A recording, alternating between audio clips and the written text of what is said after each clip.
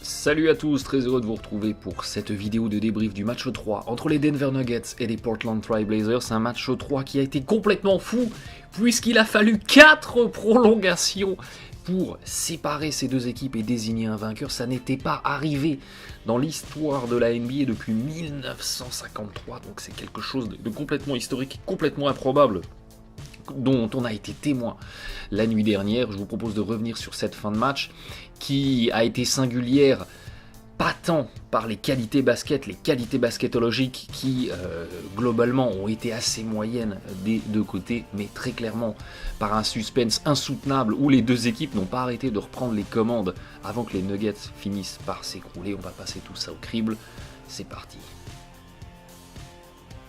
Un petit peu plus de 2 minutes de la fin du quatrième quart-temps, les Nuggets ont 2 points d'avance, la possession, et à ce moment-là du match, personne dans la salle ne sait que cette rencontre va encore durer pendant 1h15.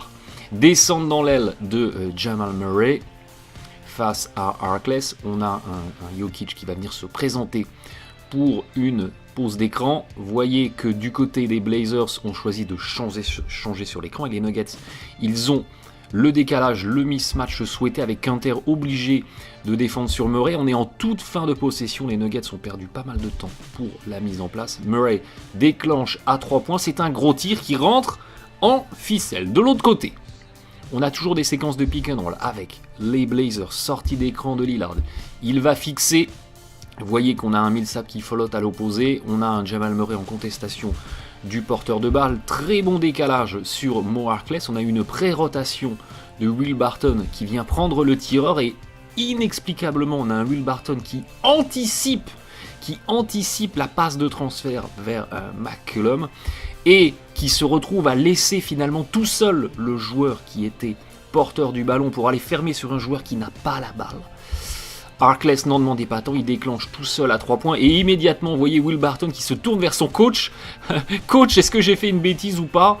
Et Mike Malone, magnanime, le rassure. On a de l'autre côté une possession qui a capoté côté Nuggets. À nouveau les Blazers avec la balle. On a eu une fixation de Lillard qui ressort sur Harkless.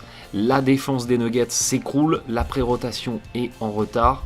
On a un transfert qui n'a pas lieu, un Harkless qui va fixé dans l'intervalle en dribble et qui va provoquer la faute de Jokic et qui inscrit le 2+1.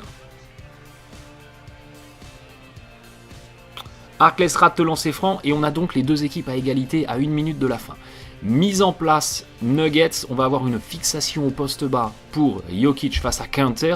Très bonne défense de Quinter qui va réussir à bien repousser Jokic.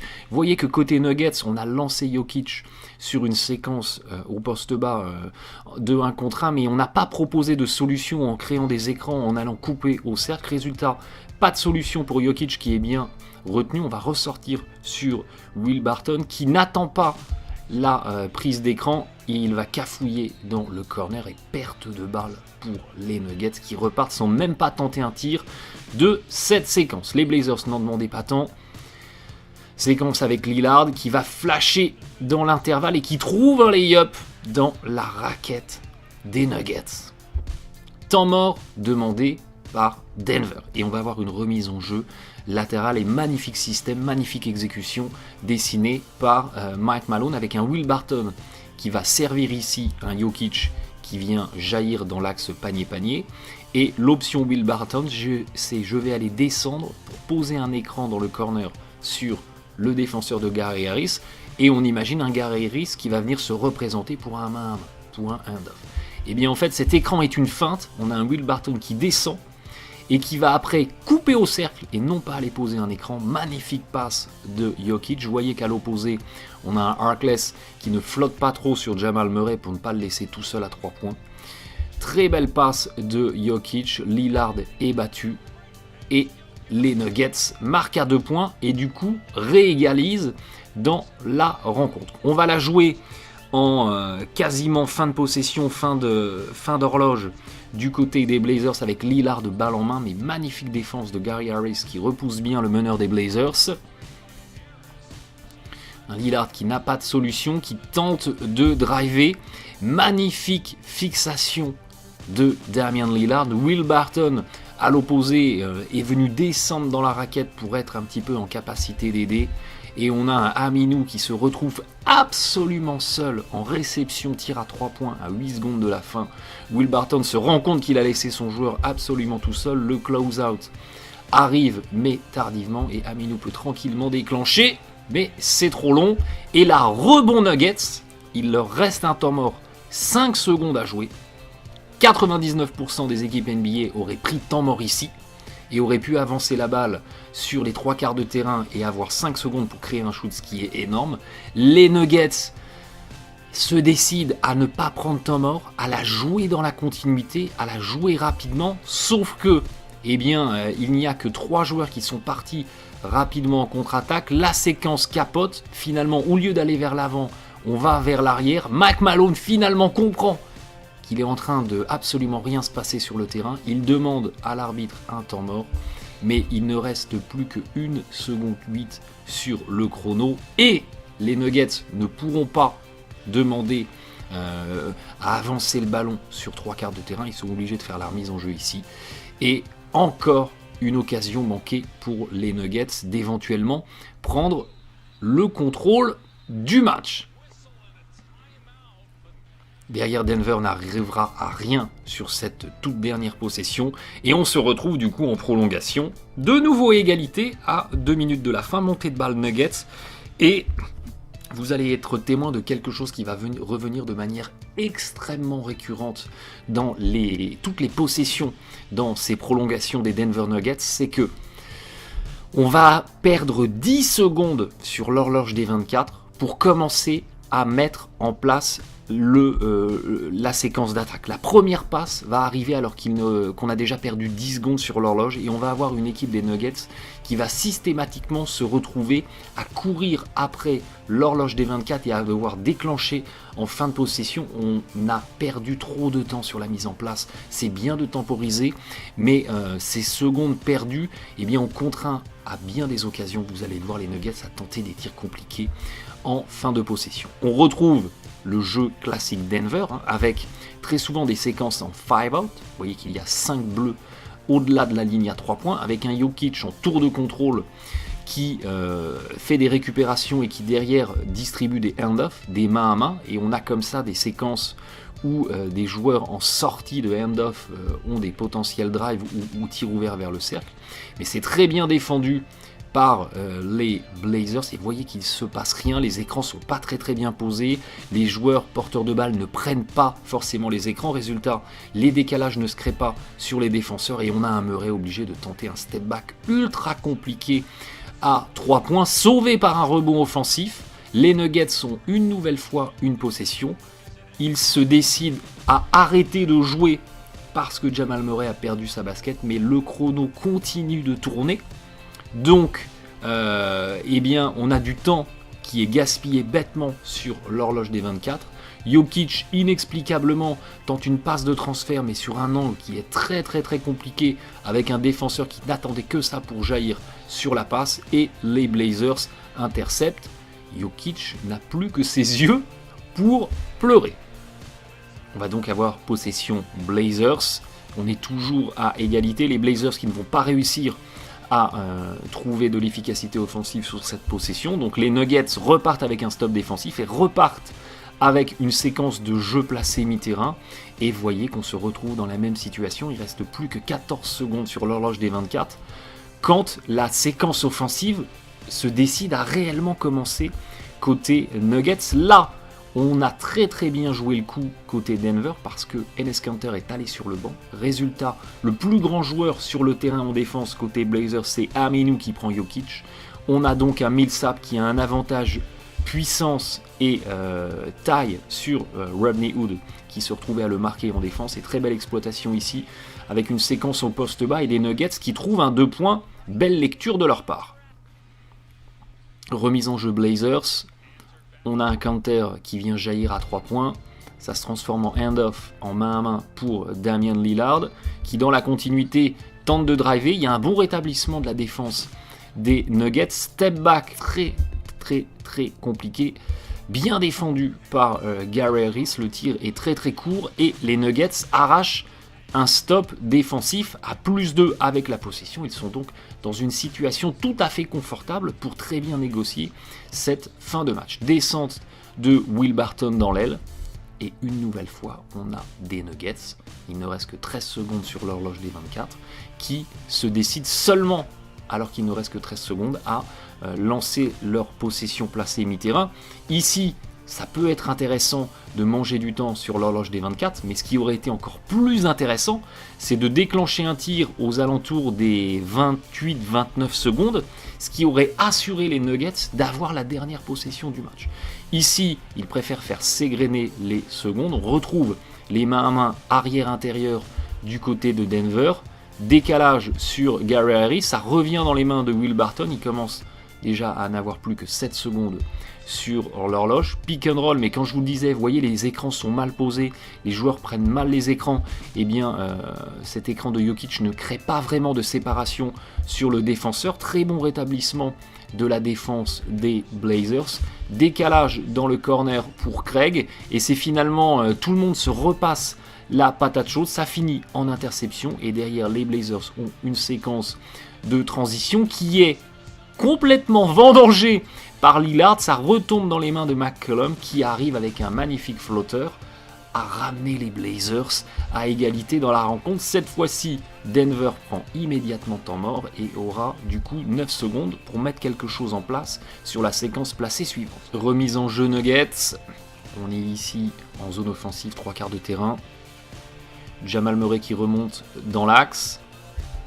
Et puis on va ensuite avoir une séquence de jeu à 2 entre Jokic, poseur d'écran, et Jamal Murray qui va bénéficier de l'écran de son intérieur. La défense des Blazers change, et ça c'est ce que les Nuggets voulaient, pour pouvoir faire replacer Jokic au poste bas et éventuellement jouer sur son avantage de taille. Et involontairement, les Blazers qui avaient une faute à donner vont très très bien casser cette séquence, puisque le coup de sifflet arrive ici alors qu'il ne reste que 4 secondes, et du coup les Nuggets ne peuvent pas dérouler leur séquence placée. On a de nouveau une remise en jeu latérale, on a de nouveau un Jokic qui se présente dans l'axe panier-panier. À l'opposé, Jamal Murray qui jaillit très très bien ici en avance sur son défenseur. La passe, si elle était arrivée à ce moment-là, aurait permis un tir relativement ouvert. Finalement, Jokic choisit de la jouer en 1 contre 1 en tentant un step back à 3 points qui se transforme en un parpaing. Et les Nuggets gaspillent une nouvelle fois une opportunité d'éventuellement marquer un panier de la gagne dans les toutes dernières secondes.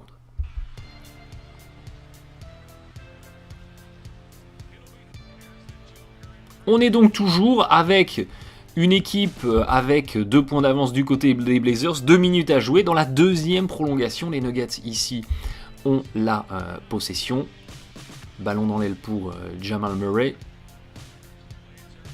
Ça repasse dans les mains de Jokic. Très bon écran dans le dos de Murray qui va très bien couper au cercle. La défense des Blazers, se décide à changer. Et très belle lecture de Millsap qui du coup profite de ce switch pour ouvrir au panier. Magnifique passe de Jokic qui retrouve son confrère intérieur qui peut finir tranquillement en flotteur dans la peinture.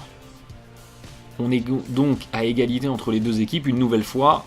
Possession Blazers, écran haut sur McCollum. Derrière, on a changé. Vous voyez que Will Barton revient miraculeusement pour aller doubler sur McCollum, alors qu'il n'y avait pas forcément besoin puisqu'il était pris par Murray. On a au contraire exposé éventuellement un tir complètement ouvert côté Blazers. Mais belle intervention puisque repart à la clé la défense des Nuggets avec un énorme contre. Remise en jeu. Ligne de fond du coup pour les Blazers, c'est dans les mains d'Aminou. On retrouve McCollum et on retrouve ces séquences qui partent à partir de la ligne à 3 points dans l'axe panier-panier et tir extrêmement bien défendu par les Nuggets. Mais great defense, better offense avec un step back à mi-distance très très très insolent de McCollum qui place du coup les Blazers à +2. Séquence du coup des Nuggets, il reste 1 minute à jouer. On retrouve Jokic avec ces séquences en balle en main où il va donner un hand-off à son coéquipier des Nuggets qui bénéficie ici d'un double écran des intérieurs. Gary Harris, finalement, la séparation ne se fait pas. On tente éventuellement un replacement ou une nouvelle séquence en jeu à 2, mais belle lecture de l'arrière des Nuggets, qui trouve ici un intervalle pour attaquer en dribble entre les deux défenseurs, et il parvient à se rapprocher du cercle et à son tour à inscrire un assez gros panier dans la raquette qui ramène les deux équipes à égalité. Ball Blazers dans les mains de McCollum, on laisse Lillard off-ball sur le côté faible, à l'opposé, ce qui peut être intéressant parce qu'il est tellement dangereux qu'il va focaliser les joueurs qui sont à l'opposé, qui vont du coup hésiter à venir aider dans la raquette sur des drives de McCollum. Les Blazers vont la jouer d'une manière assez traditionnelle avec un écran haut sur le porteur de balle, un counter qui finalement n'ouvre pas, qui laisse son coéquipier porteur de balle bénéficier du mismatch sur l'intérieur qui est monté sur lui. Très joli drive de McCollum, mais bon stop des Nuggets qui laissent échapper le rebond défensif, ça revient dans les mains de McCollum. Les Blazers ont donc une deuxième opportunité de passer devant. McCollum qui demande l'isolation, il fait glisser Murray avant d'envoyer un parpaing. Kanter récupère et envoie un airball sous le cercle. Trop de folie sur cette séquence. Stop. Et les Nuggets, finalement, un peu miraculeusement, se retrouvent avec, à leur tour, une possession pour essayer de passer devant. 20 secondes à jouer. Il y a 6 secondes de décalage entre l'horloge du match et l'horloge des 24. On a un Murray qui revient se présenter dans l'axe panier-panier. Il reste 8 secondes, écran haut de Jokic. Murray qui crée une séparation et qui avait ici un tir à mi-distance complètement ouvert. Il choisit de refuser le tir pour transférer sur Jokic. Très bon close-out de Kanter qui vient bien fermer sur l'intérieur des Nuggets, qui prend un tir un petit peu compliqué, un petit peu long. C'est arraché en rebond offensif par un Nuggets et les arbitres vont siffler un entre-deux qui sera gagné par les Blazers qui demandent derrière temps mort et ont donc ici une opportunité à leur tour de passer devant sur cette possession. Est-ce que ça va être damn time? Est-ce que ça va être l'heure de Damian Lillard? On a dessiné une isolation pour lui. Vous voyez qu'il attaque en drive avant de faire un step back à 3 points. Très bonne défense de Gary Harris. Le tir est trop court. Et on est parti pour une troisième prolongation. Troisième prolongation et même cause, même conséquence. Les deux équipes sont toujours à égalité. Il reste moins de 2 minutes à jouer. Ballon Blazers, fixation dans l'axe et on retrouve ces tentatives de drive de Portland qui échouent à chaque fois un petit peu trop court. Derrière, on tente de la jouer en accélération, en transition, mais les Nuggets se décident à retemporiser comme à leur habitude. Et une nouvelle fois, eh bien, on a une séquence qui ne démarre offensivement, côté Nuggets, que quand il n'y a plus que 15 secondes sur l'horloge des 24. On va servir Will Barton dans l'aile. Le spacing n'est pas du tout bon. Will Barton ne sait même plus trop ce que Jokic vient faire de son côté. On a un Murray qui coupe au cercle. Séquence de hand-off à l'opposé pour Gary Harris qui se présente bien en curl. Il interrompt sa séquence pour retrouver Jokic qui transfère sur Murray. Très bonne défense des Blazers qui contestent tous les décalages. Et les Nuggets sont sauvés par une faute sifflée. Ils sont maintenant à +2 après les lancers francs. Ballon dans les mains de Lillard. 1 minute 15 à jouer. Lillard qui demande l'isolation. Et Gary Harris fait vraiment un très bon travail défensif sur Lillard et ou McCollum. Lillard qui se retrouve à sortir de l'écran, bien gêné. Rebond offensif arraché par Aminou, très important rebond. Et derrière, faute sifflée contre Gary Harris. Et cette faute-là va être un des tournants du match parce que Gary Harris est fouled out sur cette faute, c'est sa 6e faute et les Nuggets sont donc privés de ce joueur qui pouvait à la fois apporter en défense et à la fois en qualité d'attaque, ce qui va manquer de leur côté sur la fin de rencontre. On a donc des Blazers qui remettent en place après cette faute. On retrouve les écrans hauts McCollum, Kanter, un Kanter qui pose l'écran et qui ouvre. Vous voyez que côté Nuggets on est focalisé sur le porteur de balle. À l'opposé, on a un Millsap qui fait bien les choses, positionné entre Kanter qui a ouvert et entre son défenseur qui est resté à l'opposé. Et la passe est déviée. Et vous voyez que Millsap, bon vieux briscard qu'il est, était super bien placé. Il peut jaillir pour l'interception. Et les Nuggets sont à nouveau dans une situation favorable. à 50 secondes de la fin, 2 points d'avance et la possession, en capacité éventuellement de plier le match. Ça descend dans les mains de Murray. Et une nouvelle fois, les Nuggets commencent seulement à attaquer alors qu'il ne reste que 15 ou 14 secondes sur l'horloge des 24. On retrouve le mismatch de taille éventuellement avec un Millsap sur un Aminu. Finalement, alors que Murray voulait que Millsap soit placé au poste bas, on a un Millsap qui monte. Donc pas d'exploitation du mismatch. La défense des Blazers se change. Et on a de coup maintenant un Harkless sur Millsap. Cette fois-ci, belle lecture et on va utiliser Millsap au poste bas. Les Blazers ne viennent pas doubler. Et magnifique fadeaway de l'intérieur de Denver qui place son équipe à plus 4 à 32 secondes de la fin. 32 secondes à jouer. Remise en jeu latérale pour les Blazers. Avec un double écran entre les arrières. Un Lillard qui se présente au ballon.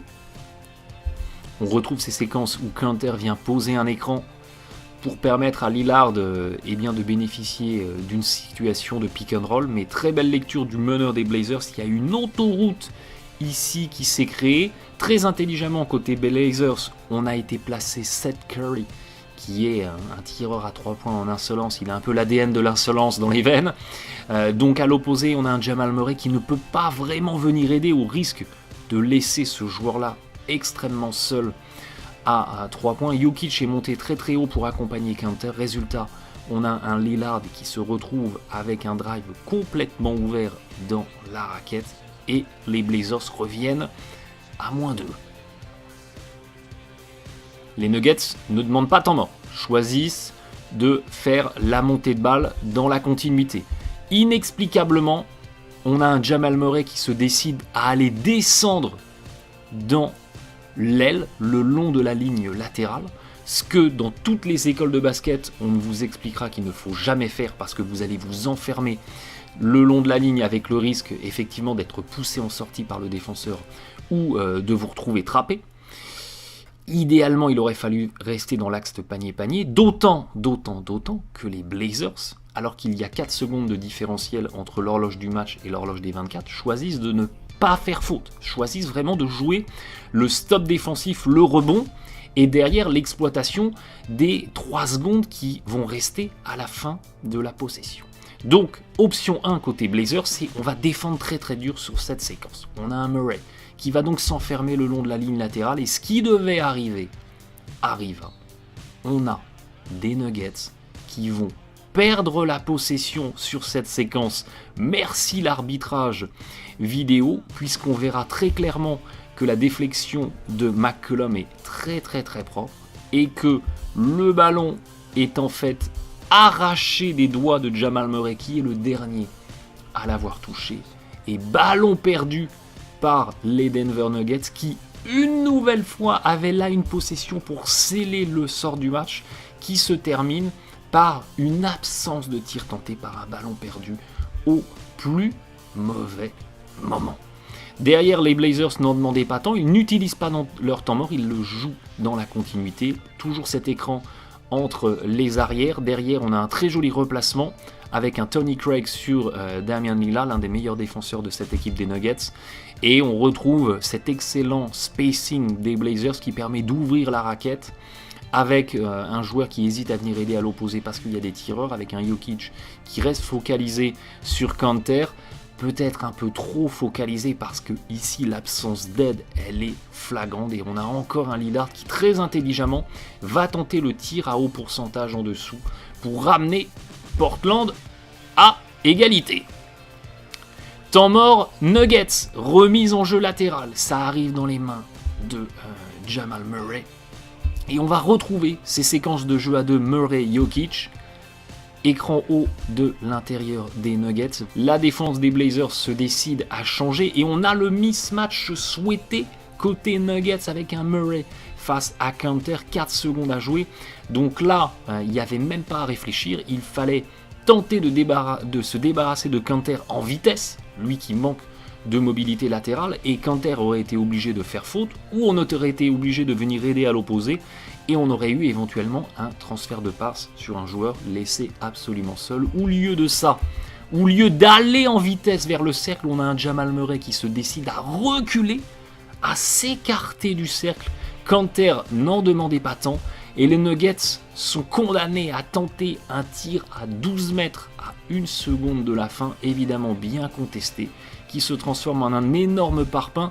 Et il faut croire que je ne suis pas le seul à ne pas comprendre ce qu'a fait Murray sur cette séquence, puisque Jokic, lui aussi, ne comprend pas. On est donc parti pour une 4e prolongation et on est donc parti pour une 4e séquence où, à 2 minutes de la fin, on a toujours les équipes qui sont au coude à 1 possession d'écart. Les Nuggets à +2. On retrouve les Nuggets dans leur fond de jeu classique, écran haut de Jokic. On a un Barton qui prend l'écran. Finalement, pas de solution. On va resservir l'intérieur dans l'axe panier-panier. Il y a un hand-off. Derrière, il y a une très belle ouverture de Jokic. Kanter ayant accompagné le porteur de balle. La passe de transfert ici qui aurait pu ouvrir un tir à 3 points complètement ouvert n'est pas faite. On retrouve le mismatch souhaité par les Nuggets. Barton face à Kanter. Et encore un tir en step back en toute fin de possession. Très très très compliqué. Et encore une opportunité de prendre les commandes du match vendangées par les Denver Nuggets. Derrière les Blazers à -2. Petit shallow cut de McCollum. Lillard en profite pour attaquer dans l'intervalle. Très bon rétablissement de la défense des Nuggets. Kanter qui se retrouve absolument seul au poste. C'est dévissé. Rebond Nuggets. Stop défensif pour Denver. Et on a donc une occasion de se rattraper de la possession précédente. Mais on en revient toujours à la même chose. C'est très très bien de temporiser. Mais avoir la première passe de mise en jeu placée mi-terrain qui arrive avec plus que 14 secondes sur l'horloge des 24, c'est vous placer dans une situation où, si sur les 2-3 premiers mouvements il ne se crée rien en attaque, vous allez être obligé de prendre un tir en fin de possession qui va être un tir compliqué. Et c'est exactement ce qui va se passer du côté des Nuggets. Écran haut pour Murray. On a toujours un Kanter qui accompagne le porteur de balle sur l'écran, un Jokic qui se retrouve du coup un petit peu seul. Il est resservi dans la raquette, mais vous voyez que les décalages ne créent rien. À l'opposé, il y a eu une très bonne défense de Lillard qui a accompagné Craig qui flashait pour le backdoor. Et Craig, à vouloir trop se faire la place dans la raquette, à trop vouloir déménager, est victime d'une faute offensive. Et les Nuggets repartent encore d'une possession décisive avec une perte de balle. Du côté des Blazers, on a tenté quelque chose d'assez audacieux, puisqu'à 2 minutes de la fin du match, on est allé réinsérer Rodney Hood, qui n'a joué que 20 minutes dans le match, et on le relance à 2 minutes de la fin, donc il est plus frais que l'intégralité des autres joueurs qui sont sur le terrain pour, encore une fois, accroître le spacing de cette équipe des Blazers et encore éventuellement ouvrir davantage la raquette pour des drives de Lillard et de McCollum et des renversements pour du tir extérieur. Ici, on a un démarquage de Rodney Hood qui se retrouve dans l'aile. Finalement, les Blazers décident de lui laisser la séquence en isolation. Au poste bas face à Murray. Bonne défense des Nuggets qui ne sautent pas dans la feinte et Hood obligé de tenter un tir très très très compliqué, sanctionné avec beaucoup de réussite. 1 minute à jouer et les deux équipes sont à égalité. Temps mort Nuggets, remise en jeu latérale.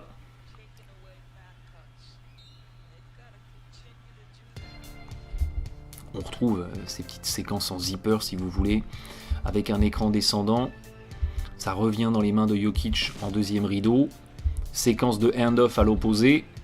Will Barton qui se présente en curl, qui se présente en drive vers le cercle. On avait éventuellement une passe de retour à 3 points ici pour Craig. Barton qui se retrouve très très bien gêné par la défense des Blazers, qui va aller forcer quelque chose de très très très compliqué et qui repart finalement de cette possession avec la faute. Donc bien joué côté Nuggets. Malheureusement Barton il fait gamelle pour le tir numéro 1 et il sanctionnera le deuxième. On a donc des Nuggets qui passent à +1 et un ballon qui revient dans les mains de Rodney Hood. C'est exactement la même séquence que tout à l'heure. Rodney Hood en isolation face à Jamal Murray. Fixation avec du jeu au poste bas, un Rodney Hood qui se rapproche le plus possible de la raquette, très joli petit step back qui crée le décalage sur le défenseur, et on a encore un Rodney Hood décisif qui passe les Blazers à +1, 40 secondes à jouer, fixation Jokic, on va décaler dans le corner, excellente défense d'Aminu qui contient très très bien le drive, mais Millsap qui parvient en sortie d'enroulé à trouver la voie du cercle et qui replace les Nuggets à +1. Qu'est-ce que Millsap aura été décisif pour cette équipe de Denver sur la fin de match? Temps mort demandé par les Blazers. On a donc une remise en jeu latérale pour les Portland Trail Blazers avec obligation ici de marquer pour repasser devant sur cette fin de match ultra serrée. Écran pour Rodney Hood qui se présente dans le corner. Kanter se retrouve tout seul dans l'axe panier-panier. Il y a une continuité où on va aller resservir la personne qui a fait la remise en jeu. On a la personne de McCollum ici. McCollum qui sort de ce hand-off en vitesse. Kanter a ouvert au cercle, il se retrouve absolument seul. Voyez qu'à l'opposé, la pré-rotation est un petit peu tardive. Will Barton est en train de se rendre compte que Kanter est laissé tout seul, donc il vient en compensation. Mauvaise lecture de séquence de McCollum, qui ne voit pas du coup qu'à l'opposé, eh bien, il y avait un Rodney Hood qui était laissé tout seul. Maintenant, la défense des Nuggets a très bien joué le coup en se focalisant sur lui et en quelque part masquant complètement cette passe de transfert vers Rodney Hood. Le tir est très très très compliqué, ce step back à mi-distance très bien défendu, un tir obligé d'être tenté avec un angle de tir très très très élevé pour passer au-dessus de la tentative de contre de la défense des Nuggets. Le tir est trop long et miraculeusement le ballon revient vers les mains de McCollum qui, dans un éclair de génie, une clairvoyance incroyable, va arracher le robot offensif qui est immédiatement transformé en passe vers Rodney Hood. Donc, quelque part dans son inconscient, McCollum avait vu que Hood était tout seul à l'opposé. Will Barton, qui était descendu en compensation en aide, est coincé dans la lutte au rebond. Rodney Hood se retrouve tout seul à 3 points. Bon rétablissement de Barton qui vient flasher, mais qui va faire le close-out en sautant au lieu d'aller vers le numéro du joueur pour être en contestation. Eh bien, on a un Will Barton qui se décide à sauter. Très belle feinte de Rodney Hood derrière. Personne ne vient compenser. Will Barton, il sait qu'il est battu. Rodney Hood a un tir à 3 points complètement ouvert qui place les Blazers à +2. Sans cet incroyable rebond offensif de McCollum transformé en passe décisive, eh bien, ce tir à 3 points de Rodney Hood n'aurait jamais eu lieu. Donc l'action décisive du match, c'est ce rebond offensif, sauvetage, passe décisive de McCollum offert à Rodney Hood. La bascule de la rencontre a lieu sur cette séquence, mais les Nuggets ont encore 18 secondes et largement le temps d'essayer de construire quelque chose pour à nouveau égaliser ou pourquoi pas passer devant avec un tir à 3 points. On a un Murray qui croise, le spacing n'est pas très bon, finalement Jokic ressort, séquence de hand-off. On brûle ici du temps sur l'horloge, mais c'est très bien. Autant essayer d'avoir vraiment le dernier tir du match. Séquence en pinch post pour Jokic, ici au poste haut, face à Harkless, donc le mismatch rêvé et choisi par les Nuggets, eh bien il est bien en place. On a un Jokic qui tente de le jouer en puissance. Pourquoi passe-t-il un enroulé alors qu'il reste encore 6 secondes sur l'horloge? C'est beaucoup trop tôt. En plus, il est complètement déséquilibré, mais il bénéficie de la faute. Et quelque part, les Nuggets s'en sortent bien avec une provocation de faute et un joueur qui se retrouve en capacité d'égaliser à 6 secondes de la fin. Jokic qui va dévisser le premier tir. Jokic qui va dévisser le premier tir et qui est donc maintenant dans l'incapacité de ramener son équipe à égalité. Est-ce qu'ici, il n'aurait pas fallu tenter le raté volontaire, mais cette technique ne marche quasiment jamais. On a choisi plutôt du côté des Nuggets, alors qu'on n'a plus de temps mort, de jouer le lancer franc marqué et derrière la faute volontaire, ou en tout cas l'interception en première intention et après la faute volontaire. Les Blazers ne vont prendre aucun risque et prendre leur dernier temps mort. Remise en jeu de la part des Blazers, remise en jeu latérale. Et on va la jouer très très très intelligemment. Puisqu'ici, du côté des Blazers, si on arrive à faire la remise en jeu, derrière, on sait qu'on va être victime de la faute. Et même si on rate un des deux lancers francs, on est quand même dans un scénario où on est à +2. Donc on n'est pas dans une situation inconfortable.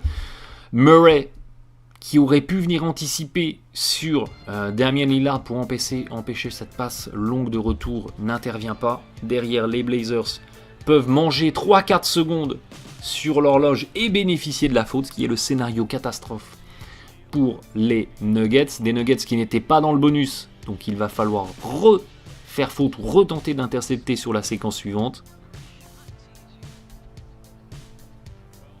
Remise en jeu latérale.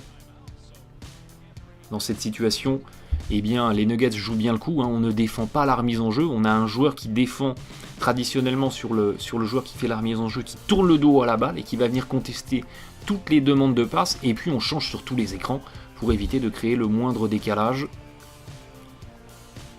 Et c'est plutôt bien parti, ça marche bien. Et on a encore une fois à l'opposé un Murray qui laisse son joueur venir tranquillement se présenter au ballon. Et ça ne peut pas arriver sur une fin de match comme ça, ultra serrée. Et les Nuggets sont maintenant condamnés à faire faute. Un Seth Curry qui ne va pas trembler sur la ligne des lancers. Qui va faire un 2 sur 2. Portland à +3. Les Nuggets n'ont plus de temps mort. Il reste moins de 3 secondes à jouer. Donc il y a deux solutions. C'est soit le touchdown, soit le Ave Maria. Et les Blazers finalement parviennent à intercepter et s'imposent 140-137 dans ce match qui aurait pu durer jusqu'à samedi matin.